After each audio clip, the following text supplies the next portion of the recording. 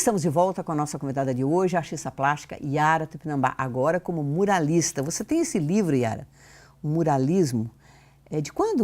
2012, 13? 12, 13. Por aí.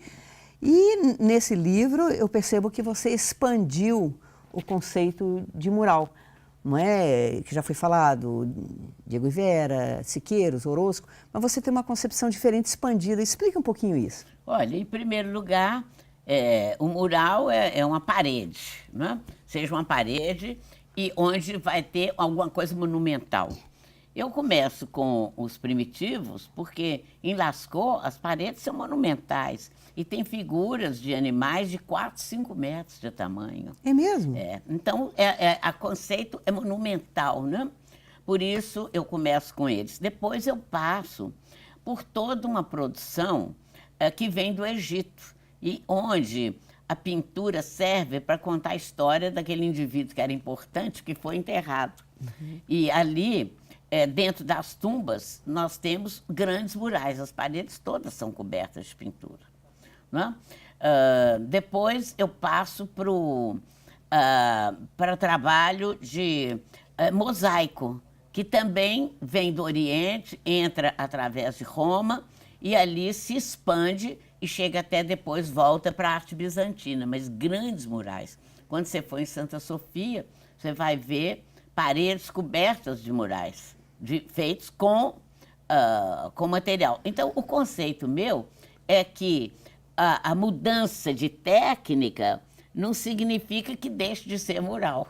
Isso, e tem aquela célebre definição que você já citou várias vezes também, que o mural é um livro... O mural é o livro aberto onde lê o povo. Então, nós vamos chegando na Renascença, onde que ainda é o afresco, porque eu estou falando essa pintura toda em afresco, mural, né? Feita na parede diretamente com técnica específica. Então, a Renascença toda ainda é isso. Quando se chega na escola veneziana, então eles começam já a pintura a óleo, que é uma mudança grande, né?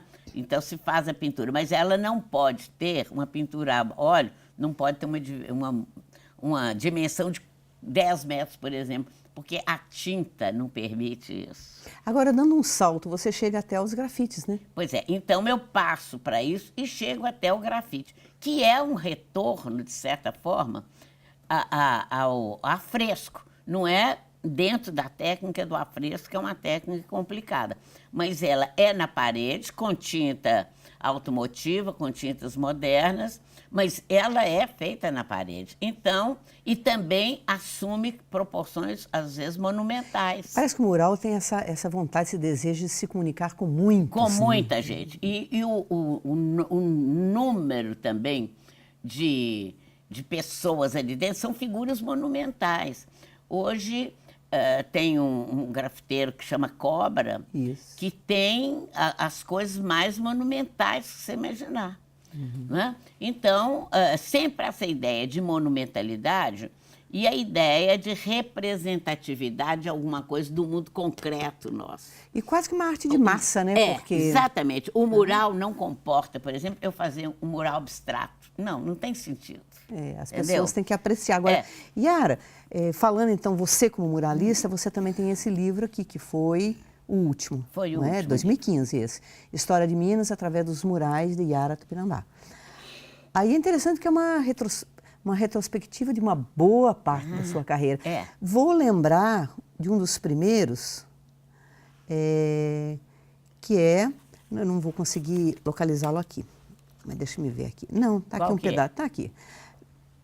A Guerra dos Emboabas, esse da Assembleia Legislativa. Da Assembleia Legislativa. Mural grande, 17 metros por 2,80, não é? Mas eu queria achar aqui... Em confidência. Meu Deus, da Inconfidência, já achei, quer ver? Aí, você vai encontrar. Vamos ficar nessa parte que é uma das mais conhecidas. Esse é o seu maior mural. Ele é o maior 40 metros. São 40 metros por 4.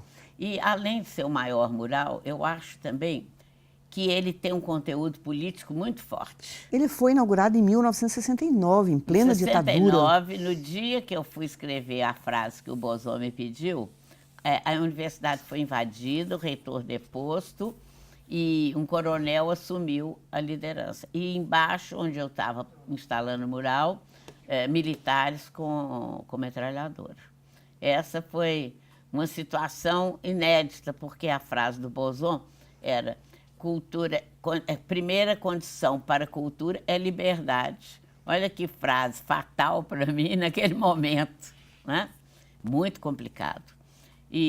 Mas eu consegui escrever, eles ficaram, olharam, me seguiram e tal, mas eu consegui passar por isso e a frase está lá. Condição primeira para a cultura é liberdade. E, na verdade, para você ter uma liberdade de expressão, de criação, de tudo, você precisa ter cultura também, né? Só a liberdade daí não basta. Só não basta. Então, essa soma das duas coisas é que caracteriza meu mural. Ele começa, quando eu começo a estudar, eu penso que é a história da Inconfidência Mineira. Mas, na verdade, no meio do trabalho, eu percebo que é mais, que ela é a história da liberdade humana em busca de expressão. É a liberdade de você ter suas ideias, ser você mesmo. Então, isso fica claro para mim na figura icônica que é talvez essa figura aqui, que é a liberdade clama por justiça. Quer ver? Essa figura aqui, ó. Qual? Essa aqui. A liberdade clama por justiça. Então, é a história mesmo da liberdade humana. Isso. Agora, se a gente for também falar de outros murais, quer dizer, a gente tem o da Assembleia Legislativa. Que é a história de Minas todo.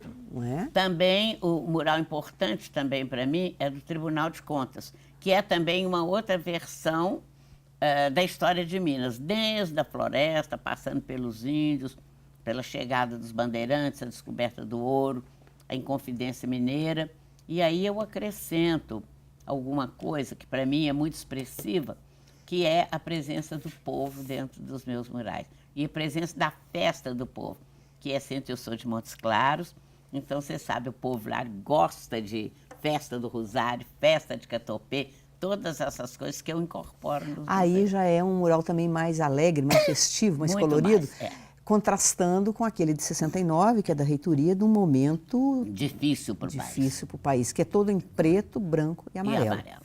O ouro, né? Talvez o amarelo é ouro. Que você ali eu desfila. ainda sou muito gráfica, eu ainda sou gravadora ali naquele mural. Agora, no mural do Tribunal de Contas, eu sou pintora. Entende? Ali eu ainda tenho o corte, como se fosse mesmo uma grande gravura, sabe? Todo corte, a maneira de ser, o contraste entre preto e branco, tudo isso fica claro para mim dentro desse meu mural. E ao passo que o outro não, é a cor mesmo que vale mais que tudo. Temos também o mural de ferros, que na época provocou um escândalo, em 1980 e pouco? Foi 60... Não, 74, 75. Isso. Ele que foi o fato de retratar Adão e Eva foi nus, o mural, né? Que o Adão, eu fiz a história da igreja, começando com a criação do mundo, a separação de águas e tal, então Deus com o dedo, né? Criando aquela coisa toda. Depois a criação do homem, depois a anunciação, depois o encontro de Cristo, depois a crucificação, depois Pentecostes e um Cristo grande, de 5 metros, assim, percorrendo a composição toda. Mas eu fiz o Adão nu. Eu não vi como faria um Adão com folhinha de parreira. Achei que era muito fora de propósito, né? E aquilo é que deu uma polêmica enorme. Provocada pelo Roberto Drummond. Provocada pelo Roberto Drummond. Que simplesmente colocou na primeira página do Estado de Minas, ele não era contra. Ele era um polemista. Não, ele viu a terra dele e achou que aquilo era importante na terra dele. E ele pôs e isso gerou uma confusão. Você que achou que ia passar discretamente pela história ali de ferros. Né? Agora, o último mural seu que foi recuperado foi da Casa do Jornalista, Sim, né? Que é o meu primeiro mural. Ah, é? Você vê que ele é todo preto e branco, muito gráfico, ele é uma gravura em grandes dimensões. E de uma certa forma ele relembra as páginas de jornais. Não, ali é engraçado porque o que eu percebi durante a restauração? Primeiro, eu fiz a redação, todo mundo com máquina de escrever ainda. Isso. Porque não tem mais, ninguém escreve mais em máquina de escrever, né? Depois os encontros, a guerra, que sempre, o mural chama Guerra e Paz. O que era a guerra que eu focalizei naquele tempo? Era o Vietnã. Mas quando eu comecei a recuperar, eu me vi fazendo outra vez como se fosse agora o Estado Islâmico. É a mesmíssima coisa, os mesmíssimos personagens. Não é fundamental, né? Um jornalista escrevendo no computador, uma máquina escrever... É a mesma coisa. Depois...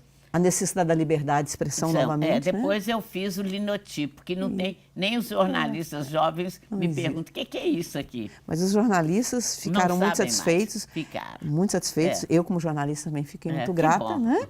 E fico muito agradecida mesmo de você ter vindo aqui me prestigiar com a sua presença, obrigado, com a sua conversa. Sempre aprendo tanto com você, gosto muito. Obrigado, viu? Muito obrigada, viu? Obrigada a você e a chance de poder falar com todos que estão nos ouvindo. Isso. E gostaria também de agradecer você que nos acompanhou até aqui, sempre renovando o convite, sexta-feira, às 2h15 da tarde. Até lá.